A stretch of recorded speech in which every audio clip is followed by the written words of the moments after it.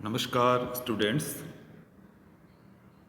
BCom part first के एबीएसटी विषय के पेपर व्यावसायिक सांख्यिकी के संबंध में हम इस वीडियो में एक खंडित श्रेणी में मध्यका की गणना के बारे में पढ़ेंगे। Calculation of median in continuous series. तो एक खंडित श्रेणी में मध्यका की गणना किस प्रकार से की जाती है, आइए हम देखते हैं। एक खंडित श्रेणी में मध्यका की गणना, calculation of median in continuous series. जैसा कि आपने पहले पढ़ा है कि एक खंडित श्रेणी में जो समांक हैं या जो मूल्य हैं वह वर्गांतर के रूप में होते हैं, जैसे 0 से 5, 5 से 10, 10 से 15, इस तरह से। तो इस श्रेणी की पहचान है बड़ी आसान है, क्योंकि इसमें जो मूल्य है वह वर्गांतर के रूप में दिए हुए होते हैं और प्रत्येक वर्गांतर की एक निश्चित आवृत्ति होती है। तो एक खंडित श्रेणी में, जिसे सतत श्रेणी भी कहा जाता है, मध्यका की गणना करने के लिए जो प्रक्रिया अपनाई जाती है वो इस प्रकार से है। सबसे पहले हम श्रेणी को क्रम से व्यवस्थित करेंगे, आरोही या अवरोही क्रम में, असेंडिंग या डिसेंडिंग ऑर्डर में। यदि श्रेणी का प्रकार है वह समावेशी है तो उसे अपवर्जी में बदला जाएगा, यानी अगर इंक्लूसिव सीरीज है तो उसे एक्सक्लूसिव सीरीज में परिवर्तित किया जाएगा। समावेशी और अपवर्जी का जो प्रकार है वह क्या होता है, यह अखंडित श्रेणी के ही प्रकार है। तो जो समावेशी प्रकार है उसमें प्रत्येक वर्ग की ऊपरी सीमा और उसके अगले वर्ग की निचली सीमा में सामान्यतः 1 का अंतर होता है, जबकि जो अपवर्जी प्रकार है उसमें प्रत्येक वर्ग की ऊपरी सीमा और उसके अगले वर्ग की निचली सीमा दोनों समान होती हैं। समावेशी जो स्वरूप है उसमें जो वर्ग की दोनों सीमाएं हैं, यानी आप जानते हैं कि जो वर्गांतर उसकी 2 सीमाएं होती हैं, एक लोअर लिमिट और एक अपर लिमिट, यानी निचली सीमा और ऊपरी सीमा। तो वो दोनों सीमाएं उसी वर्ग में शामिल होती हैं, जबकि जो अपवर्जी प्रकार है, एक्सक्लूसिव जो उसका प्रकार है, उसमें प्रत्येक जो वर्ग है उसकी जो ऊपरी सीमा है यानी अपर लिमिट है वो उस वर्ग में शामिल नहीं होती, बल्कि उसके आगे वाले अगले वर्ग में वो शामिल होती है, क्योंकि जो वर्ग की ऊपरी सीमा है और उसके आगे वाले वर्ग की जो निचली सीमा दोनों समान होती हैं, लेकिन जो ऊपरी सीमा है वो उस वर्ग में शामिल नहीं करते हैं, बल्कि अगले वर्ग में उसको शामिल किया जाता है। तो अगर ये समावेशी प्रकार है तो उसे अपवर्जी में परिवर्तित किया जाएगा, जिसके बारे में भी आपको पहले बताया जा चुका है। एक बार मैं फिर आपको बता देता हूं कि समावेशी से उसको अपवर्जी में कैसे परिवर्तित करेंगे। आप जानते हैं कि समावेशी जो प्रकार है उसमें एक वर्ग की ऊपरी सीमा और अगले वर्ग की निचली सीमा में 1 का अंतर होता है। ये सभी वर्गों में इसी तरह होगा। तो हम उस अंतर का आधा लेंगे, यानी 0.5, और उसे प्रत्येक वर्ग की निचली सीमा में से माइनस करेंगे और ऊपरी सीमा में उसको प्लस कर देंगे। ये क्रिया आपको प्रत्येक वर्ग के संबंध में करनी पड़ेगी, यानी प्रत्येक वर्गांतर के संबंध में करनी पड़ेगी। इससे जो समावेशी स्वरूप है या प्रकार है श्रेणी का, वो अपवर्जी में परिवर्तित हो जाएगा, यानी इंक्लूसिव से एक्सक्लूसिव वो श्रेणी है या सीरीज है बन जाएगी। अगर वो पहले से ही अपवर्जी है यानी एक्सक्लूसिव प्रकार में दे रखी है अखंडित श्रेणी, तो उसे किसी भी प्रकार की चेंज करने की आवश्यकता नहीं होगी। इसके बाद हम जो आवृत्तियां हैं उनको संचय बनाएंगे, यानी कुमुलेटिव बनाएंगे।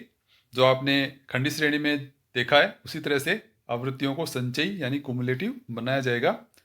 उसके बाद जो सूत्र है m = n/2, उसके द्वारा हम मध्य का पद ज्ञात करते हैं, यानी जो m = n/2 है, इसके द्वारा हम मध्य का पद की गणना करते हैं। इसे हमने इसका जो संकेताक्षर है वो छोटे m द्वारा प्रदर्शित किया है।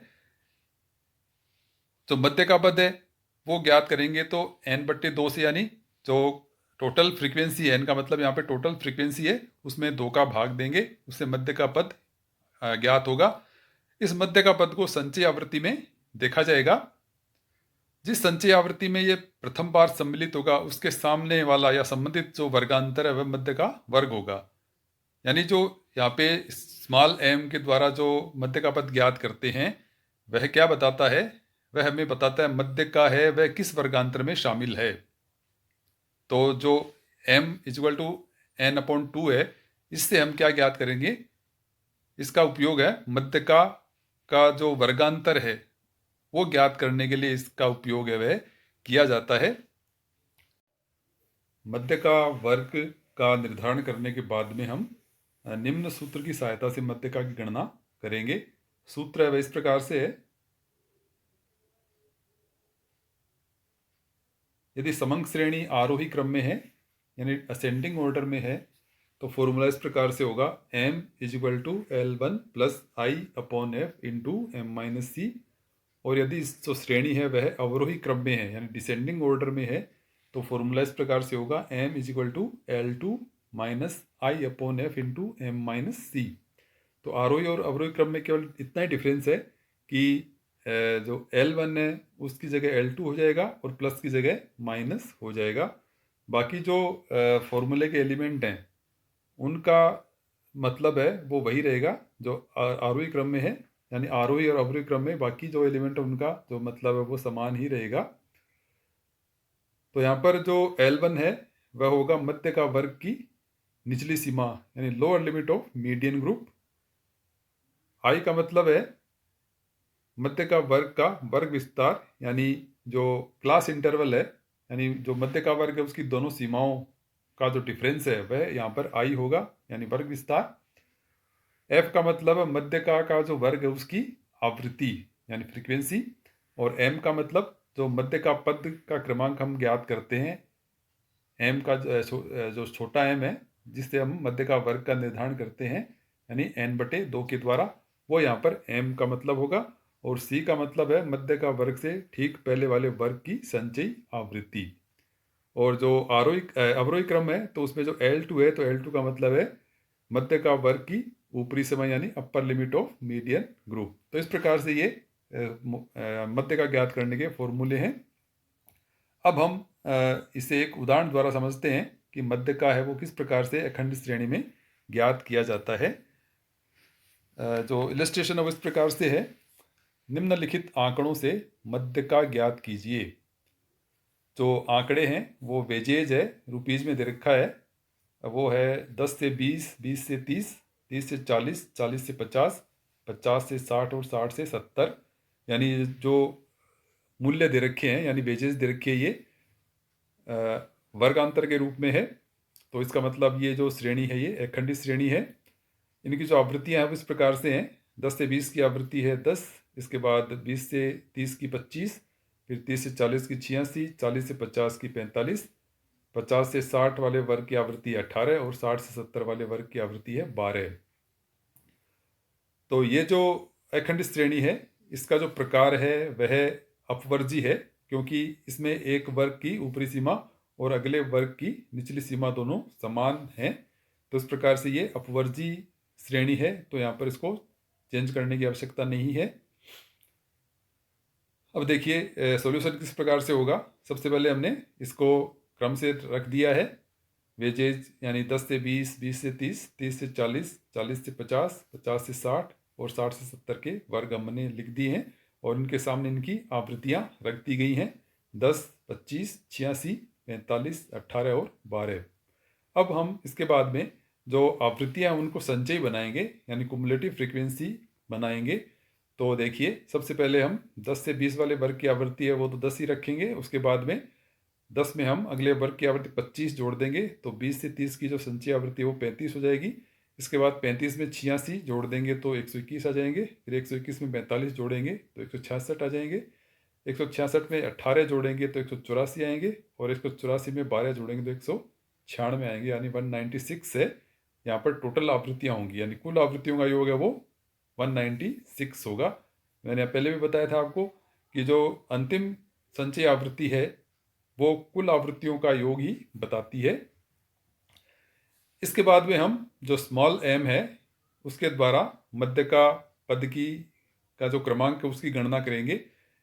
तो उसके अंतर्गत जो फॉर्मूला उसका n/2, तो n का मतलब यहाँ पर है 196, यानी n है 196, तो n/2 करेंगे तो 196/2 होगा, तो ये आएगा 98। तो 98 को अब हम संचयी आवृत्तियों में देखेंगे। जिस संचयी आवृत्ति में ये प्रथम बार शामिल होगा उससे संबंधित जो वर्ग है वही मध्यका का वर्ग होगा, मीडियन ग्रुप होगा।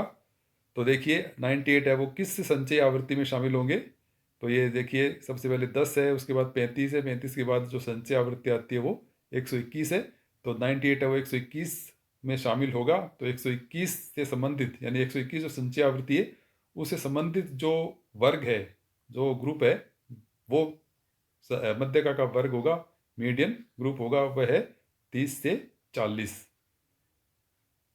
इसके बाद हम जो फॉर्मूला है वो रखेंगे मध्यका का, क्योंकि यहाँ जो श्रेणी है वह आरोही क्रम में है, तो जो फॉर्मूला होगा वो होगा m=L1 + I/f × m-c।